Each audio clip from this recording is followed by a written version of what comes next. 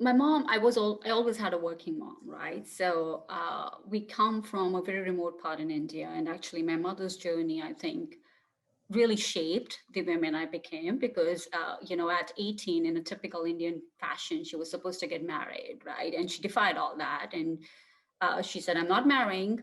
She went, became the first girl in the entire state to get her master's degree. Didn't stop there, got another one, did not marry until much later in life, and was a working woman all her life, right? So, but I used to see her get up at 5, cook breakfast for the entire family, the in-laws included, come back, get immediately into the kitchen, be there until 11, doing all that.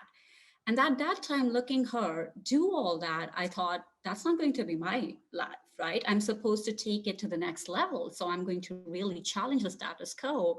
So when I started working and I became a mother, it was very eye-opening to me that I was falling in the same pattern.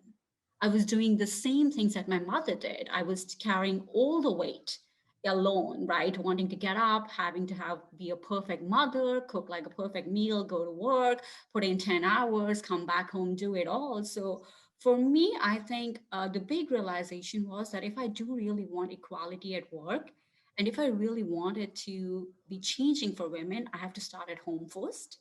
And so it was a very honest conversation with my husband to say, how are we going to do this? And where can I take the lead and where he takes the lead? And Sanjala, giving myself the permission to do that at home actually made me a much better leader because then I could walk into the workspace and really look at new eyes with what was the divide and conquer that was happening between men and women. And also how to challenge it for many other to come, right? If you're not in that place yourself, it's very hard to say, where do you want to change for the rest of your team? As Mano just said, being really cognizant of like the women in my team or on my team are not compromising on their personal and professional life.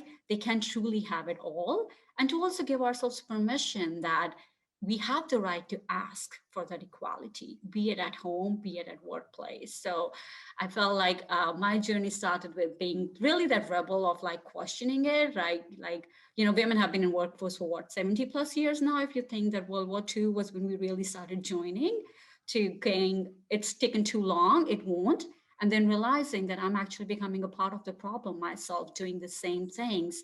And that was a wake up call to really drastically change how I conducted myself and engaged both at work and at home. And I do believe in the process. I made my husband also a better professional because doing his equal part at home actually enables him to go with those eyes and with those lenses into his workplace, and make sure that the women on his team are also feeling supported, and he recognizes where they come from and the pressures they are under, and as a support, as a leader, he can make sure that he's there for them and stand up for them.